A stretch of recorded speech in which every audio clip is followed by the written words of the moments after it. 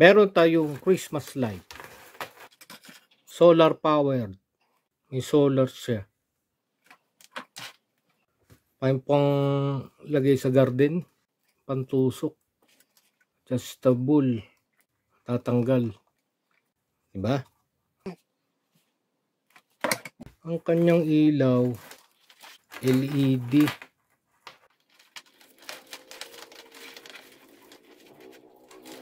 Yun, nagkagulo na. Magulo.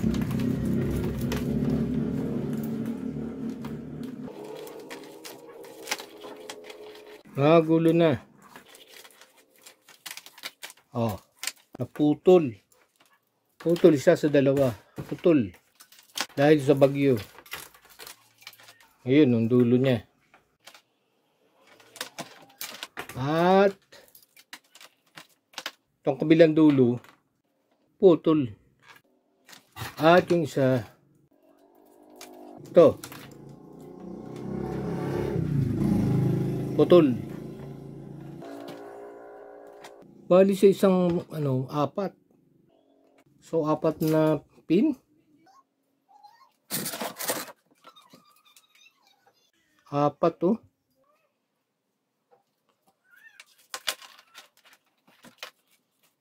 Tingnan natin kung may ilaw pa. Control niya, mode, power, on off. Ayun.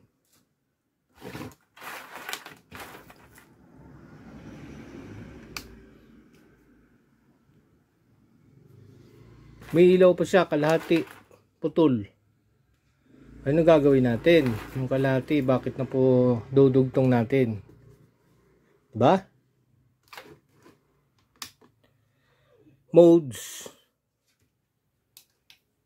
Steady. Pindot. Strobing. Strobe. Steady. Flasher.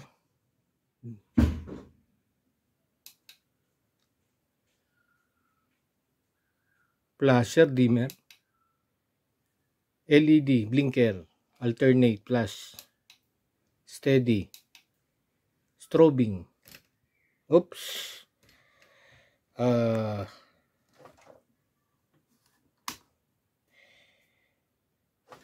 Kalahati. Yung gagawin muna natin, dudugtong muna natin. Di natin alam kung siya ay parallel o, pero dudugtong natin yan. Kasi kita naman yung pinagputulan. Yan o. Yung isang mahaba, isang naputol. Doon. Yung kabila naman, doon. Dugtong natin. Diba?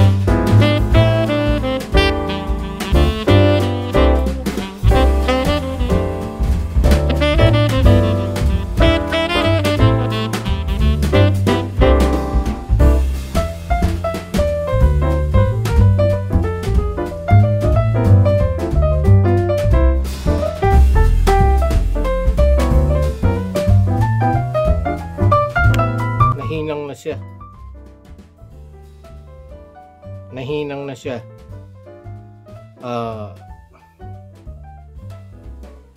On.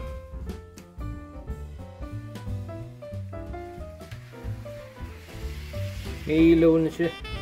Lahat. Teka.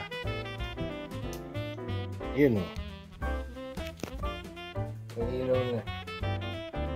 Naputo lang.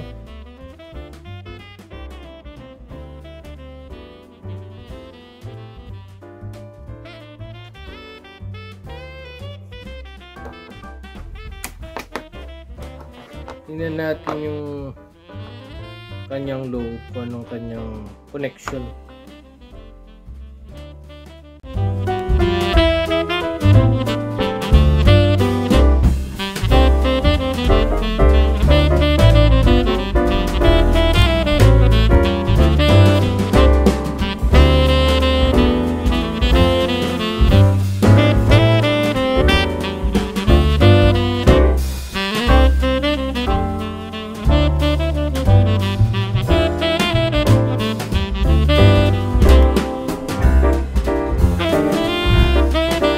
Meron siyang PCB.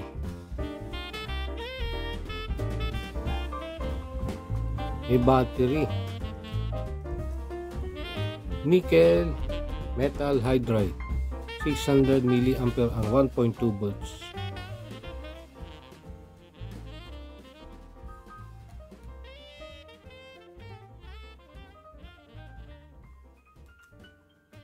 So ito yan na ha, rechargeable. Kasi dyan nagta-charge siyang ano niya, yung galing solar.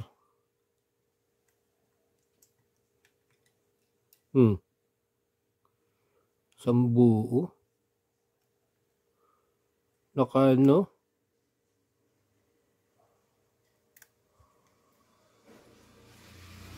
Ito yung sa solar. At switch. Latch switch. Push button. Normally open. Yung isa toggle. Go on off. Ayun, tumataas oh. Baba. Taas. Meron siyang IC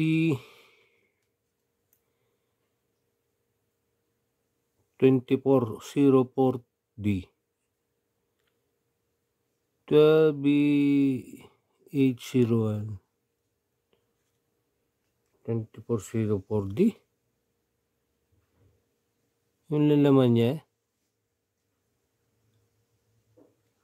inductor, capacitor, SMD, yung diode, resistor, isa. Ito lang.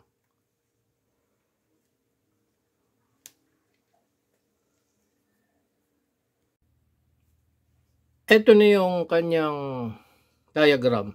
Actual wirings. Christmas light star. So ito yan. Reverse engineering.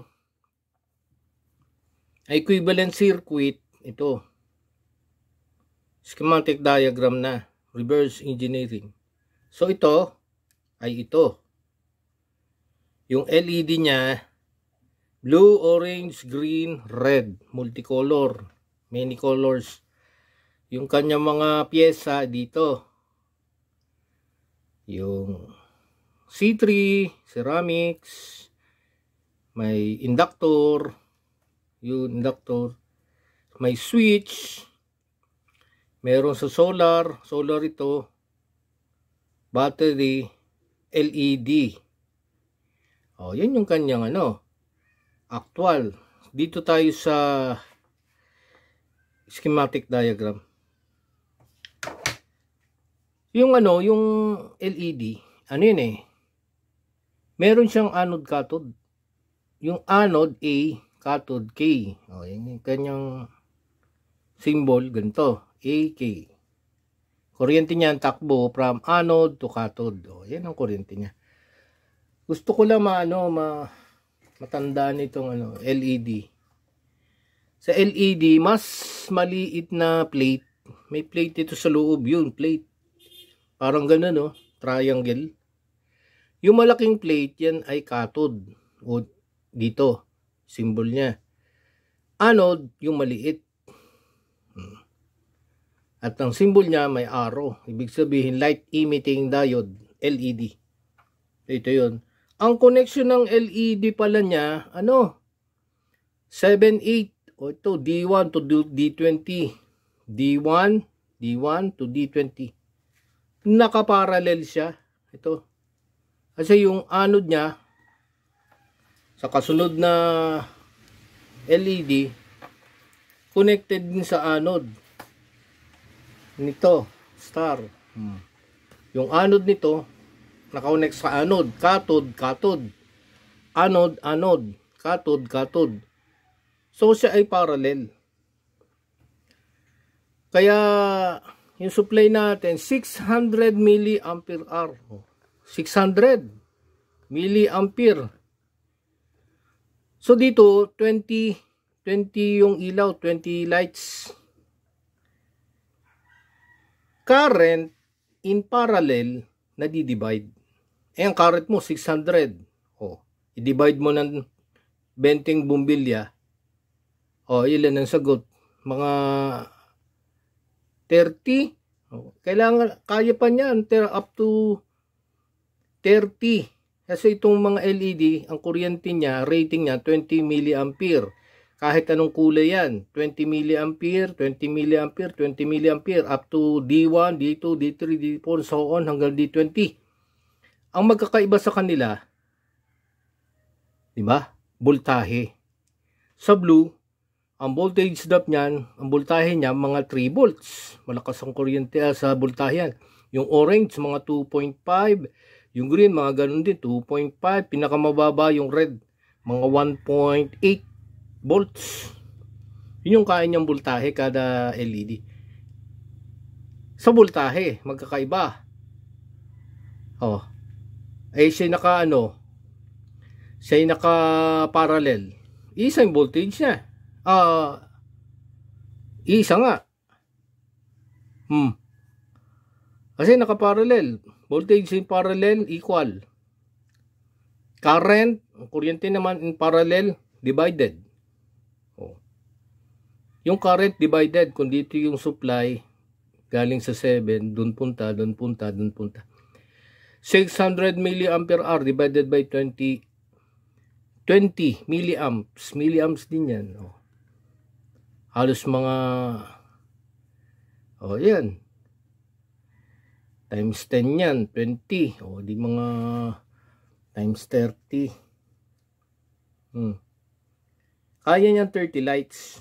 Kaya lang 20 lights ang ginamit niya para sigurado.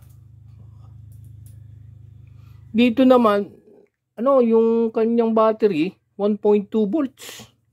Paano mangyayari yan? 3 volts ang kailangan ng blue. Yung orange 2.5. Yung green 2.5. Red 1.3. Equal yung voltage niya. So meron ditong icing ito, U1, siya ay boost converter. Marami siya microcontroller, boost converter, ini step up niya yung voltage, LED driver. Ito naman battery rechargeable, 12 volts, 1.2 volts. 1.2 magiging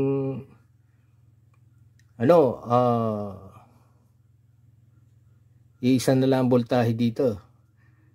Kaya lang nag-on off ito parang ang supply niya parang ang out niya yung PWM, yung gano'n, on off, on off, on off, on off, on off. Kaya siya nag-on off, on off. Depende yan dito sa push button, yung mode. Switch 2. Yun switch 2. Yung push button. Mode dito switch 2. Mode. Switch 2 baliktad. Switch 1 power, baliktad siya exchange. Ito power switch 1. Baliktad yung itong power switch 1. Power switch, ito naman mode. Kanyang baguhin yung ilaw ng mga LED. Pwedeng blinker, flasher, dimmer, strobe light. Connected sa pin 2, then to the ground. So itong ating LED, okay na yung kuryente niya, di-divide. Kaya niya supply yung itong LED.